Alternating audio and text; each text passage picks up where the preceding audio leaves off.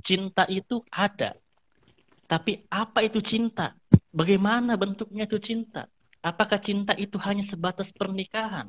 Apakah cinta itu hanya sebatas katakan aku suka kamu?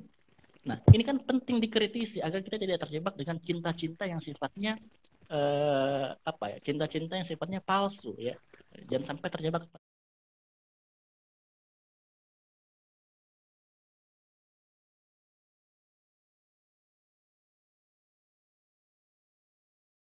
dalam dunia intelektualitas. Kita harus berani disenjik kalau katanya Nurholis Majid. Kita harus berani sikap terbuka untuk belajar sesuatu. Nah, itu pesannya Ayahanda Nurholis Majid kepada kita semua bahwa pentingnya sikap terbuka agar tidak ada lagi kesenjangan intelektual dalam dunia Islam. Nah, adanya kesenjangan intelektual dalam dunia Islam kata Ayahanda Nurholis Majid adalah karena kita tidak pernah tidak punya sikap terbuka terhadap sesuatu hal yang baru pada diri kita. Kita merasa diri kita yang eksis, tapi orang lain nggak eksis. Nah, ini filsafat-filsafat sosialisme ini juga hadir di dalam ruang lingkup mahasiswa misalnya dan segala macamnya seperti itu. Jadi kalau mau belajar filsafat, ya masuk aja dulu kepada bagaimana membangun kerangka berpikirnya dulu dan segala macam, cara pandangnya dulu.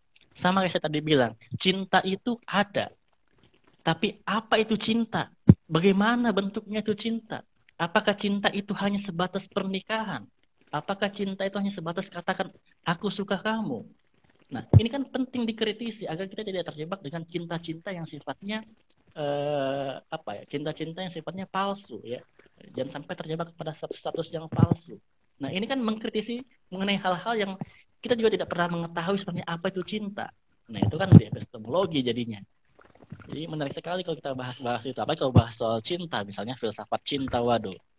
Mungkin perlu nambah lagi durasi waktunya di Instagram ini ya, seperti itu. Ini ada anu lagi Bang, saya ingin menanyakan terkait masalah. Ini kan sebenarnya kalau kita lihat filsafat dan agama ini kan suatu ada dua konteks antara filsafat dan agama, ya kan? Mm-mm. Nah sebenarnya apa sih sebenarnya hubungan antara filsafat dan agama itu sendiri dan ketika memang ada hubungan, hubungan yang seperti apa? Apa itu filsafat? Filsafat kan orientasinya adalah kesadaran. Nah, kesadaran ini kan dibangun berdasarkan sebuah pengetahuan. Ya. Nah, bagaimana dalam lingkup agama?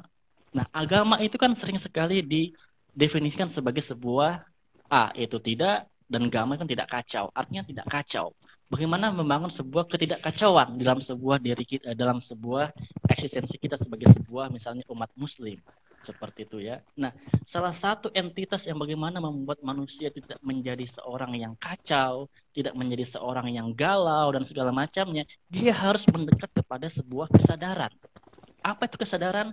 Kesadaran pengetahuan.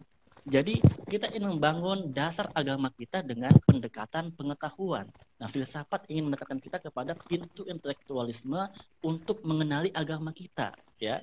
Entah itu misalnya ada yang memahami Kristen, Katolik dan segala macamnya, atau kita yang memahami keimanan adalah Islam seperti itu. Jadi kita ingin memahami agama kita dengan kerangka ilmu pengetahuan atau pendekatan intelektualisme. Nah, seringkali kita mendekati agama kita tidak melewati pintu intelektualisme, ya. Kita hanya misalnya menerima doktrin-doktrin saja, kita oke-oke saja, padahal ada sesuatu hal yang mesti kita kritisi, apa benar hukumnya seperti ini, apa benar hadisnya seperti ini, hadisnya mutawatir atau tidak, hadisnya hasan atau tidak. Nah, ini kan penting sekali kita dekatkan agama ini dengan dunia intelektualisme untuk kita memahami agama kita seperti itu. Nah, seringkali bahwa keyakinan kita tidak dibangun oleh fondasi pengetahuan, ya.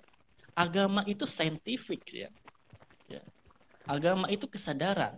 Nah, bagaimana cara kita ingin membangun kesadaran agama kita ini melalui pintu-pintu ilmu pengetahuan atau disebut para ulama atau para arif mengatakan sebagai sebuah hikmah, ya. Bagaimana kita sampai kepada sebuah hikmah pengetahuan kita mengenai sebuah agama.